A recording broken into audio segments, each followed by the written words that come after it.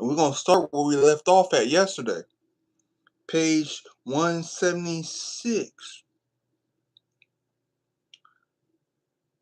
The odor roused him. The odor roused him. He lifted his head and got up to smell it better. He ate it in 3 or 4 gulps. The girl stroked his head again, and the dog looked up at her with soft triangle eyes. Suddenly he coughed, the cough of applied old man, and got to his feet. The girl jumped. The dog gagged, his mouth chomping the air, and promptly fell down. He tried to raise himself, could not. Tried again, and half fell down the steps, choking, stumbling. He moved like a broken toy around the yard.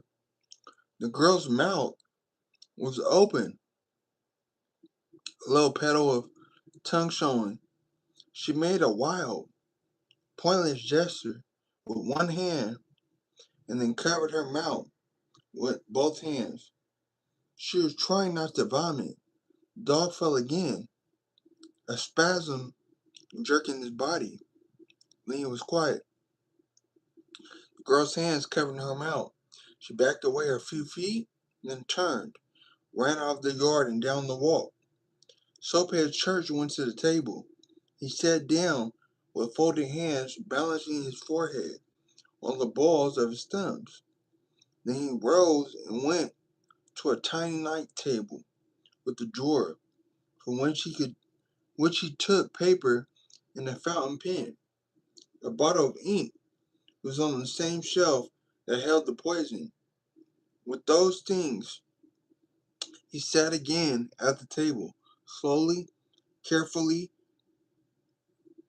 relishing his penmanship.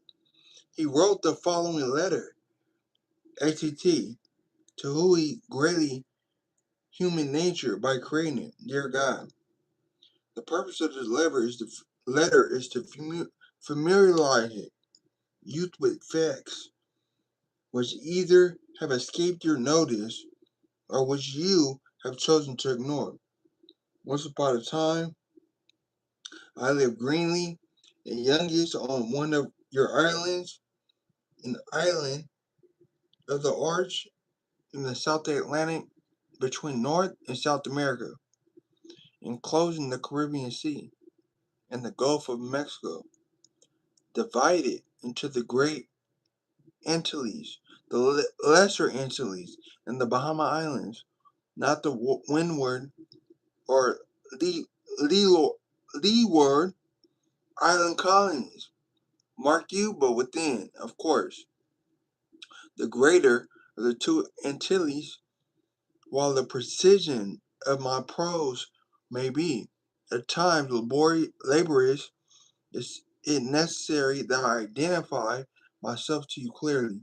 Now, we in this colony took as our own the most dramatic and the most obvious of our white masters' characteristics, which were, of course, the worst, and retained the identity of our race.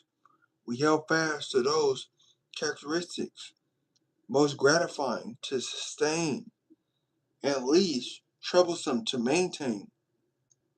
Consequently, we were not royal but snobbish, not but class conscious. We believe authority was cruelty to our inferiors, and education was being at school. We mistook we mistook violence for passion, for leisure, and thought recklessness was freedom. We raised our children and reared our crops. We let infants grow and property develop. Our manhood was defined by acquisitions.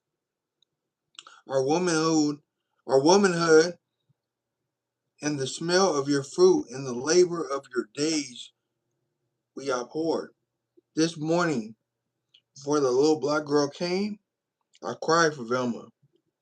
Oh, not loud. There was no wind to carry, bear, or even refuse to bear. A sound so heavy with regret. But in my silent, own lone way, I cried for Velma. You need to know about Velma to understand what I did today. She, Velma, left me the way people leave a hotel room. A hotel room is the place to be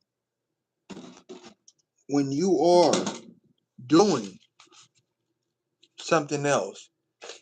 That was good right there. I was the Blue Side by Toni Morrison. So we're going to stop right there at page 178. So later or tomorrow, that's where we're going to start at. Make sure y'all enjoy y'all Thursday. Keep thriving. The best is yet to come. Y'all got this. We global. Make sure y'all like, follow, subscribe, share, all that. We global.